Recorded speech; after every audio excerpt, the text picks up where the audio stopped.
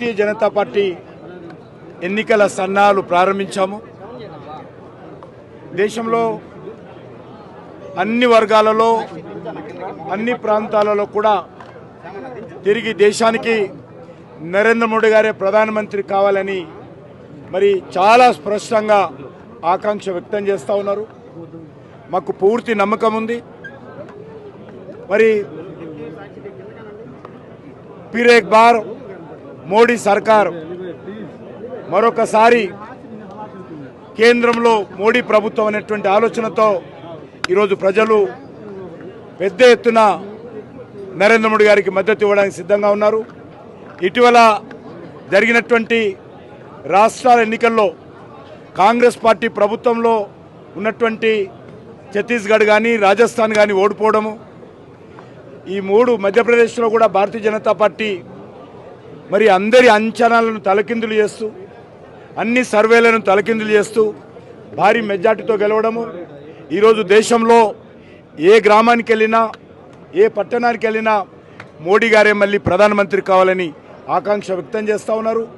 ముఖ్యంగా అన్ని సర్వేల్లో కూడా 18 to 35 ఏజ్ ఉన్నటువంటి వాళ్ళు 80% యూత్ ఈరోజు నరేంద్ర మోడీ గారు వెనుక ఉన్నారు.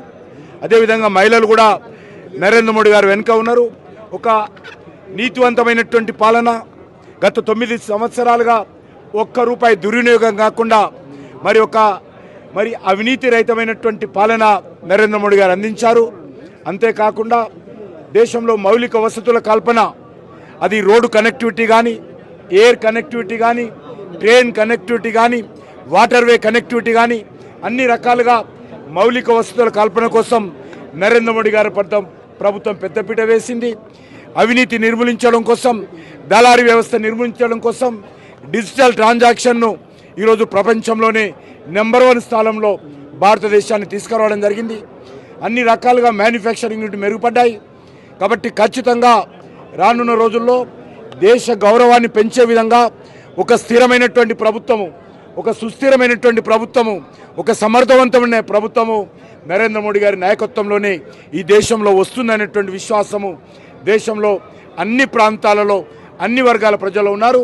ఖచ్చితంగా భారీ మెజార్టీతో నరేంద్ర మోడీ గారు మూడోసారి ప్రధానమంత్రిగా, హ్యాట్రిక్ ప్రధానమంత్రిగా ఈరోజు 140 కోట్ల మంది ప్రజల ఆశీస్సులతో తిరిగి ప్రధానమంత్రి అవుతారని ఈ సందర్భంగా మనవి చేస్తున్నాను.